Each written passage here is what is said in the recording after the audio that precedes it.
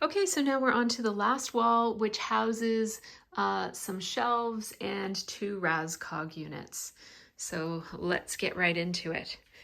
So this Raskog unit, I assembled it with the top shelf upside down. So that's how it usually looks. And this is how it is with the top shelf upside down. That just allows this to be a table to hold my Big Shot instead of a, drawer type of unit that my Big Shot wouldn't fit in. Now, I did this before IKEA started making wooden block lids to go over the top of a Raskog. So you could actually assemble it this way and then put the wooden block on top of it, or there are even people who will custom make wooden tops for it from on Etsy and whatnot. And then you would have the option to use the inside of it for storage. So that would be a better idea than this, because with this space here is empty, wasted space. So I would highly recommend getting a lid for yours as opposed to doing what I did. So I do keep my Big Shot on top of it. So I have the Stampin' Up Big Shot, and I love it. It's my favorite die cutting machine.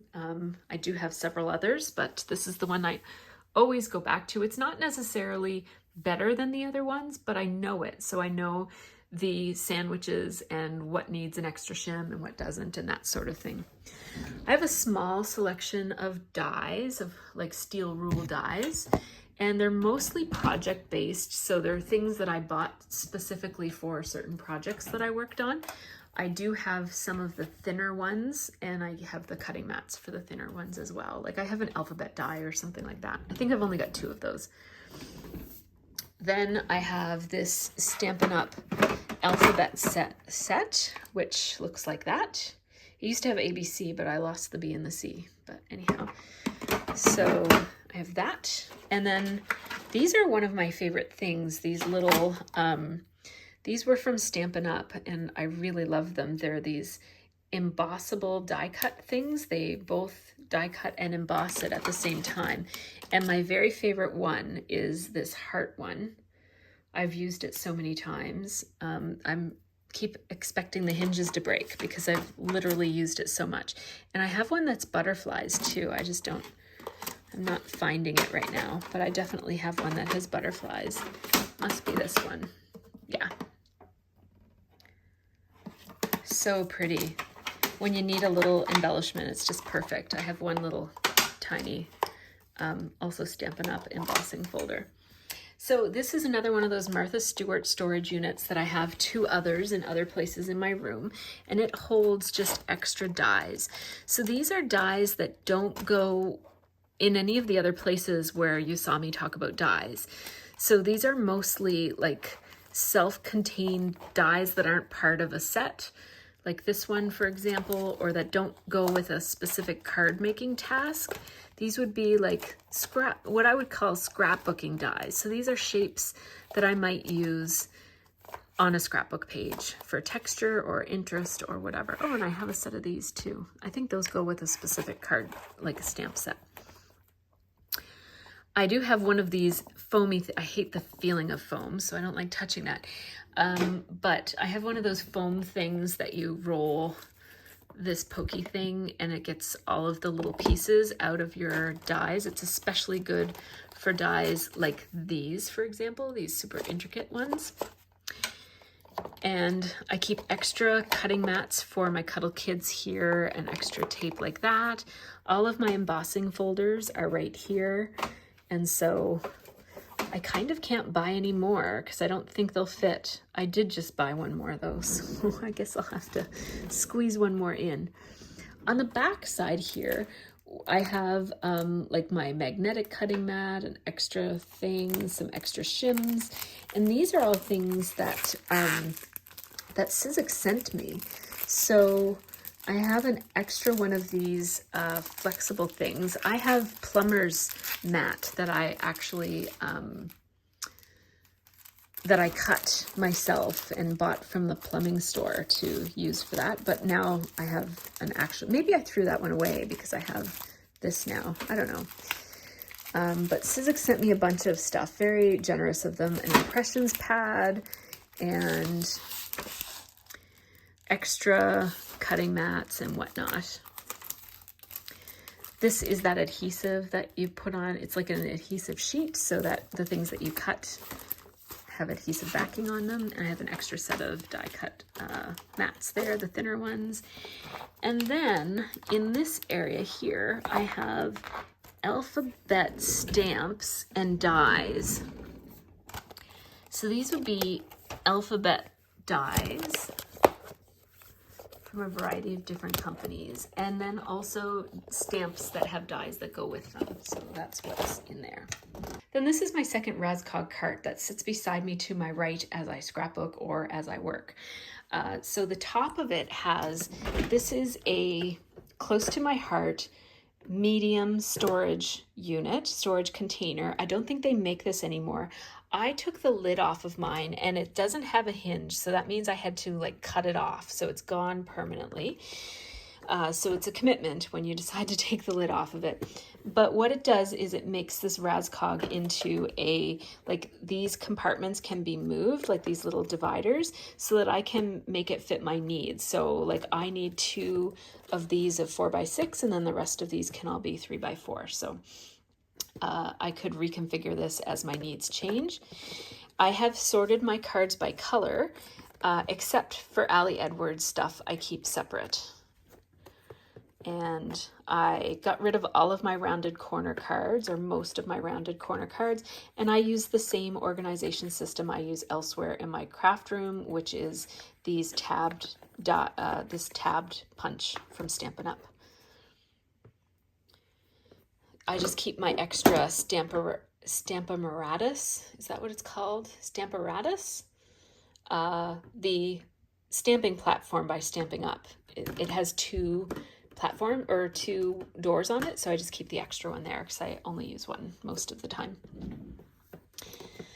Then the second level of this one has some 6x6 paper pads that I'm just using lately. So what I do is I kind of try to feature a couple of paper pads, and by feature I just mean like I keep them handy and try to use them whenever I need paper and I don't know where to get it from. I try to draw from this just to kind of use up some of these 6x6 paper pads. So these are the 3 that I'm drawing from lately, and then just a variety of little extra pieces of paper and stuff that came in packaging. These are stamp sets that I use a lot or want to use a lot. So I have this labels and die from Ellie's Studio, which I love and don't use often enough, so I keep it there to try to use it more. This is from Scraptastic, and it has more label sizes. It doesn't have dies. This is like date sets and number sets and stuff from Ellie's Studio. I have a couple of Project Life packets here that are rounded corners, so I basically use these for notes and for household use, but I just keep them here. And this is an Alexandra unit. It's from IKEA, and it just fits in there quite nicely. It also fits in an Alex drawer, so that's nice to know. So what I do is I keep my die cut sets here. So these would be collections. So when I get a set of die cuts, usually they've come in a kit. And if I'm finished with the kit and there are still plenty of die cuts left, what I will do is I will either sort them by color and put them down here, and I'll show you that in a second, or I leave them in their sets and I keep their packaging with them. I write the name on it if I've cut it off because I need the paper to fit in these bags. And then I use these plastic Ziploc dollar store sandwich bags. The sandwich bags don't have any branding on them, whereas the storage bags, like the medium storage bags, which are almost the same size and shape, they have like a white line, a white marking area on them. So I like them clear, so that's why I'm specific about getting those bags. And so I just store them in here, and I try not to have too many packages on the go at once. Obviously I have plenty here, but yeah, I I will keep die cuts not sorted by color if they have a certain vibe to them that I know I'm going to reach for in the future, or if I know I have the collection pack to go with it, I will keep the die cuts separate so that it's easy to find them if I want them. And I'll talk about the other sorted die cuts later. These are old embellishments that I had put on these tags a long time ago to be able to find them easier, and I still haven't used them, so I'm just keeping them here just to remind myself I've got these little tags and bits and bobs to use that I don't want to forget to use. And then back here are just some more oversized stamp sets that I have trouble storing, and a couple of letter sets that I just kind of want to use. This is the black and white kit from Freckled Fawn that I like to draw from because black and white is a nice staple to have. Then my bottom component of my Raskog holds all of these little containers that you can get at Michael's. They're Iris branded containers. I think they're Iris. Yeah, they're Iris. And a long time ago, I took all of my die cuts and I sorted them by color. And it was the best thing I've ever done because it's so much easier to find what you need. So I just took a marker and made a mark on the edges of each of the cases so that I know what's in them. And then I just sorted it. And you can fit a lot in here. Let me count them and let you know. So you can fit 27 of these cases in a Raskog cart, in one level of a Raskog cart. So that's quite a lot. So as you can see, I have them sorted by color. So these are my mainly red die cuts from a variety of different brands. And so when I need a die cut, I can reach for whatever color I'm looking for. I also sort some things by shape. So these are all my hearts. And what other shapes do I have? I have flowers, arrows, stars, labels, and butterflies way back there. So that's how I store all of those. And then these ones over here that have a black outline around them, those are chipboard. So I kind of go by color. And then for multicolor, I just put a rainbow label on there. And there should be a rainbow label somewhere for the die cuts as well. I do keep these little cups. I forget what these are called also, but I keep these little cups on the edge of just this one because it's handy to have a bit of extra storage right here by my right hand side. I keep my Stampin' Chamois in here and in a Ziploc bag so it doesn't dry out too quick. And I just kind of I don't close the Ziploc bag between uses, but I just try to keep it mostly closed. And then I have a little microfiber cloth, and I might have another cloth if I'm doing something super messy. And then this is where I keep things that I might need while I'm working. I also do my nails here once a week or once every 2 or 3 weeks. I haven't done them lately. So I keep nail files and nail stuff, AirPods and chapstick, and this is for dry mouth. I talk a lot in my job. Lotion and whatnot, and pens, right? So that's just kind of the miscellaneous stuff I have to reach for while I'm working. So next we have these wall units, and these I just got at Canadian Tire, which is a household slash, I don't know, sporting goods slash car supply store in Canada. And so these are brackets that you put on your wall, and then you can get different sized shelves. And you'll see that I have a more narrow shelf right here, and then the wider shelves are up there, and that is just so that this shelf isn't getting in the way of my elbow room when I'm sitting there, right? So I didn't want this shelf to be so deep. So again, more Jetmax units here. I like these half width Jetmax units. So instead of being 12 inches deep or 13 or whatever, it's 6. And I have them here and up there, and I also have one there as well. So this one houses my inks, of which I've really downsized because I've sold a lot of ink. I'm about to sell my Lawn Fawn inks. So I have my neon inks and a bunch of other kind of inks that I reach for. This is my Cuddle Kids. It's my small die cut machine. So anything that fits on these plates, I will use this instead of my Big Shot because it's easier, especially with filming.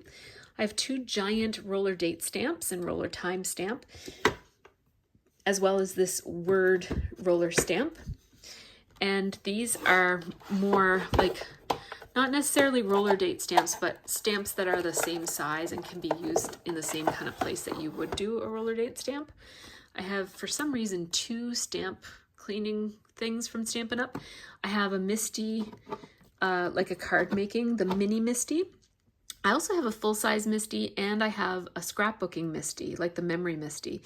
And I do like the Misty tool. I keep extra foam here just because sometimes I use it as a kind of like when you open your stamping tool, this kind of flaps around a little bit. So I put this behind it so that it lays flat. I have misting. This is Stampin' Mist, which is a stamp cleaner. And so then there's my Stamparatus. I don't know what it's called, but whatever it is. And so this is the thing that also has an extra door on it. So the door goes both ways. Maybe I'll do a video about it. So you could have, if you were doing like stepped stamping, for example, like 2-step stamping where you stamp one thing and then you stamp the other thing, you could position it on both of these, and then you could like put your card down, stamp it this way, stamp it that way, move your card out, put the next card in, stamp it this way, stamp it that way, move your card out. So this is, I love this, love, love, love it. And that's part of the reason why I bought it, is that I've done some Christmas cards before that were a pain, and I thought that that would be really great to have for that. I keep my Stampin' Up trimmer right here. It's nice and lightweight. I just got it and I love it.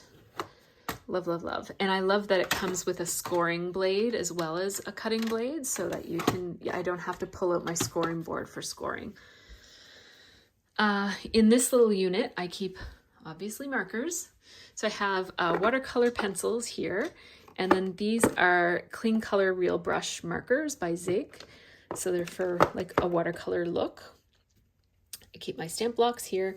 These are white pens and pencils and markers. And then these are permanent markers. So these are slick surface markers that will stick to even like shiny stickers and acetate and whatnot.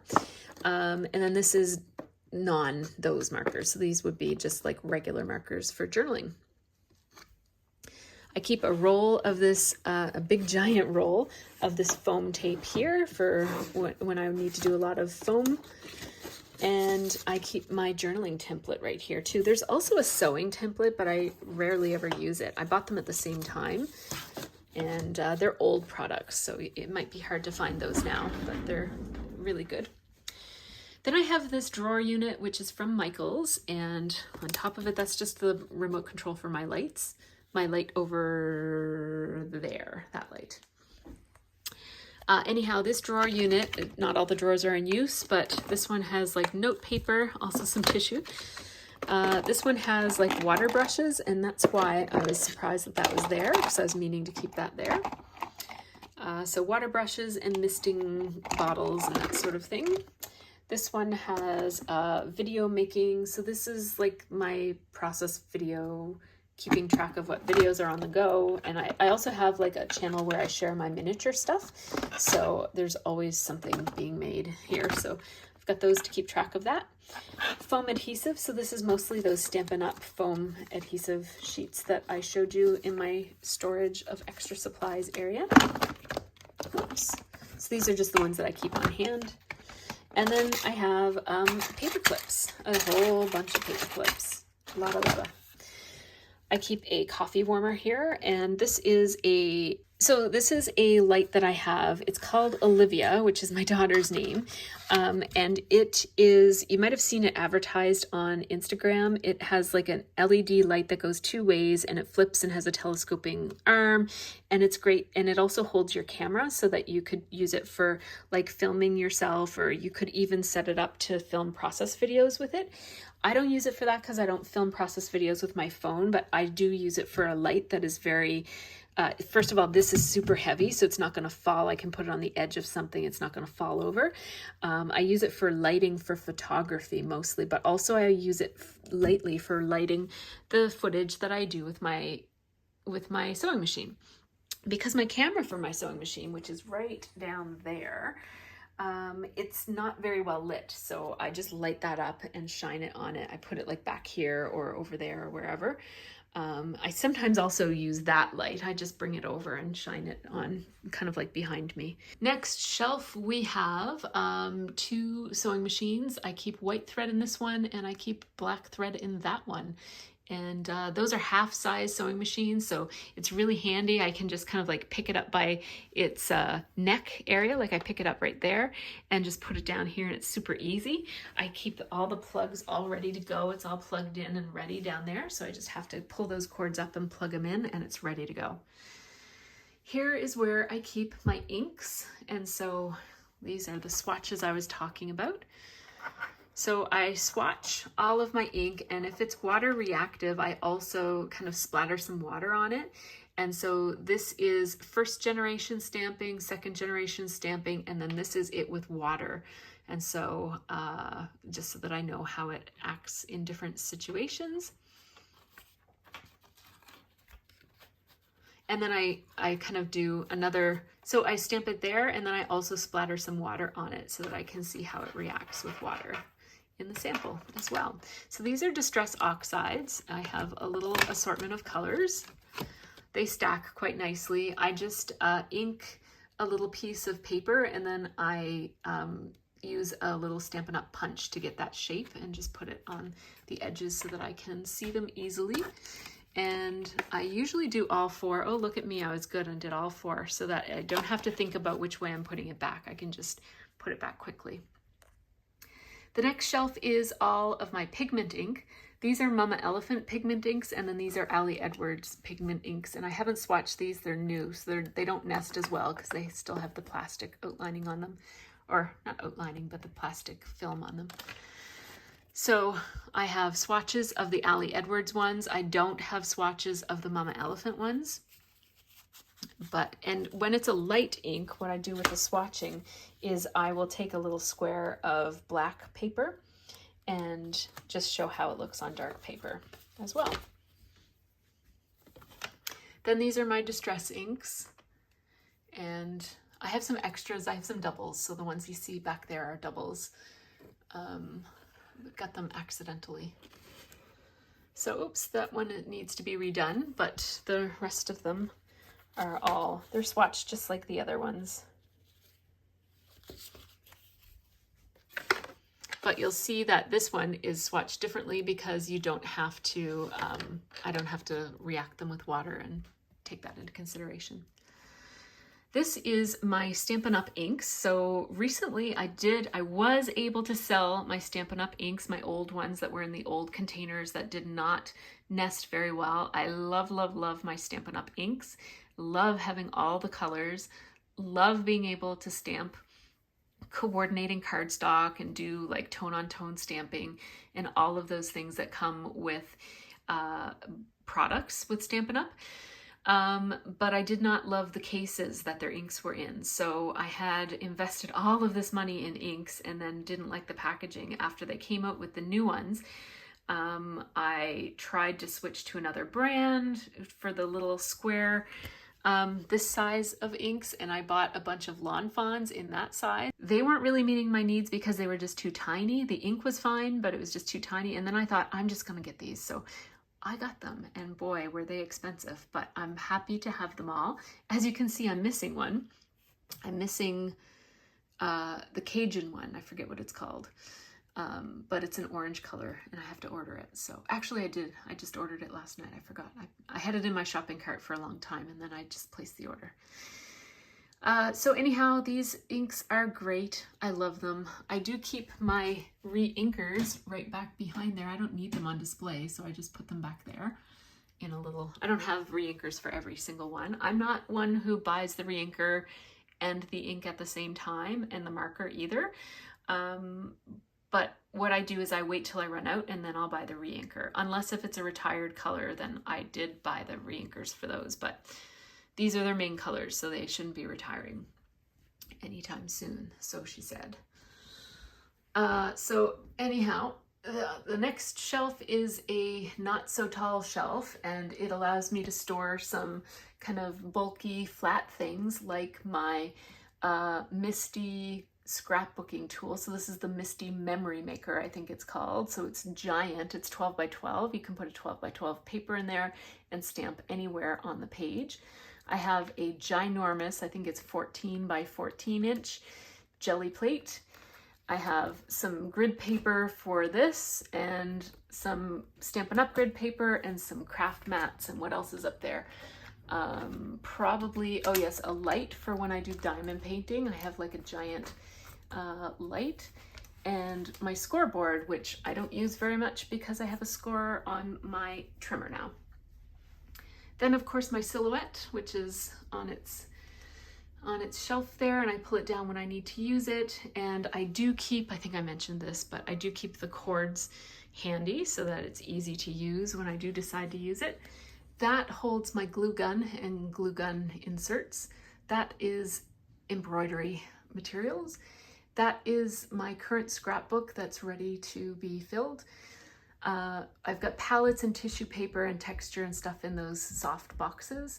This is Project Life page protectors, regular page protectors, so those would be 12 by 12. That would be Project Life pocket page protectors. This is a Book of Me project that I'm working on, and also One Little Word stuff is in there too. A Seattle project I'm working on, and 2 collections by Pretty Little Studio that I really love and didn't know what to do with, so I put them in those little cases and put them up there. Here Comes the Sun and Potpourri. That, my friends, is my scrap room. So that is my scrap room. Thank you so much for watching this video. I hope that you found it informative, and I hope that some of my ideas for storage solutions might help you. If you have any ideas that you'd like to share with me about storage solutions that work for you, let me know in the comments below. I love hearing how everybody stores their stuff. And you know, everybody works differently, so what works for one person might not work for another. But I'd love to hear what your ideas are. And if you try anything that I have here, let me know, because I'd love to know how it works out for you. Take care and have a really great scrappy week.